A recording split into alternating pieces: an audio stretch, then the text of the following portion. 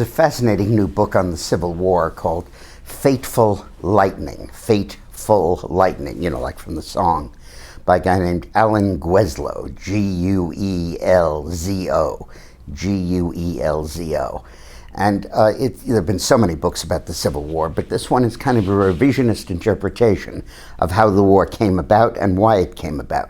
I thought I'd share its insights with you because they're fascinating. He says essentially that the North and the South had no alternative but to fight the war. At the beginning, of course, they each accepted some half slave, half free, and the Union realized that it could not eradicate, the North couldn't eradicate slavery in the South, and the South realized that it could not spread to the North.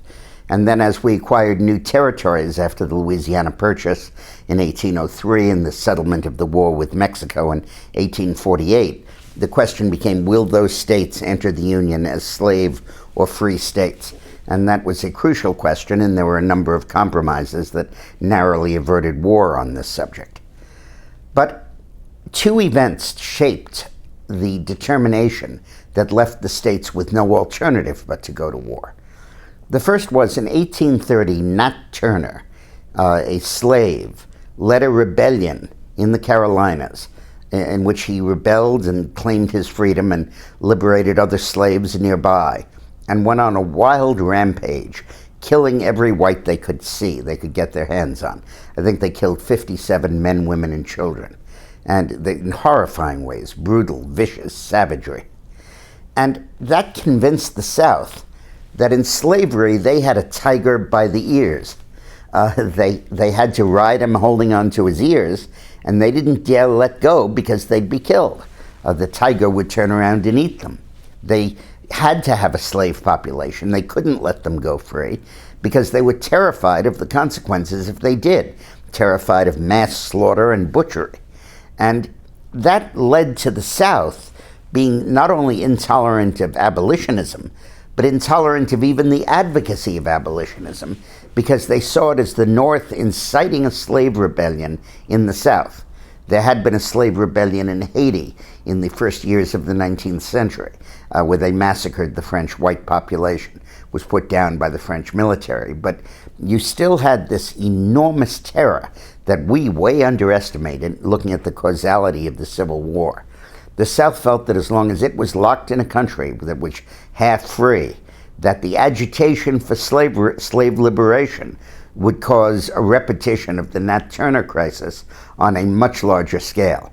And then, of course, that was amplified in their consciousness in 1859 when John Brown, a radical abolitionist from Kansas, who had migrated to Kansas, seized the federal arsenal at Harper Ferry and tried to foment a slave rebellion there.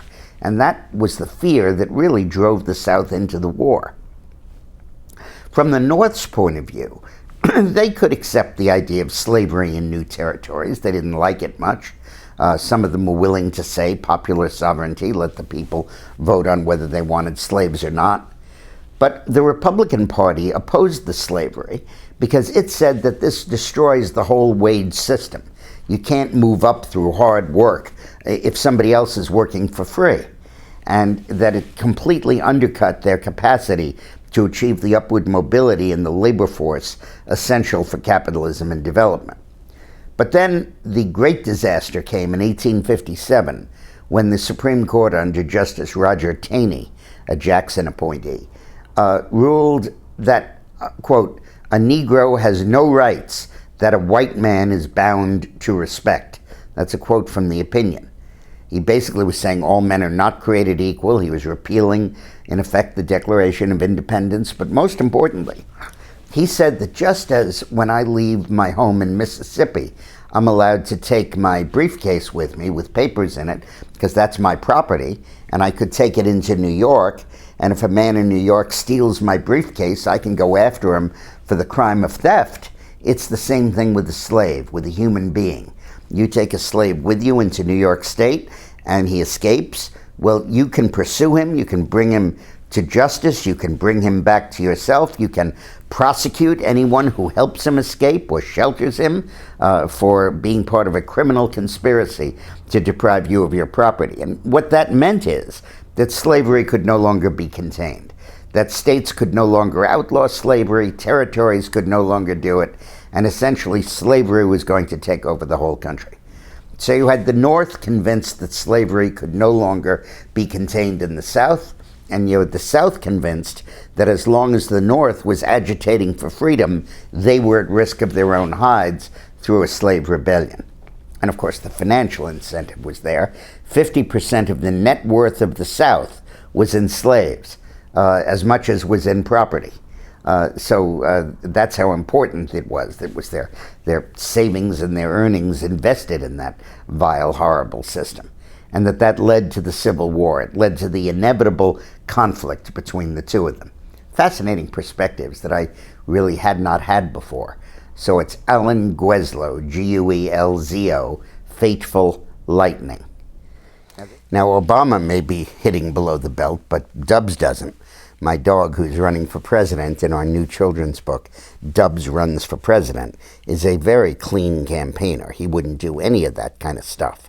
But he is a competitor. He's running as the nominee of the Canine Party, opposing Felix the Cat on the Feline Party. So Dubs faced Felix in the general election. One would win, the other faced rejection. They each worked hard to get every last vote, campaigning by car, air, train, and boat.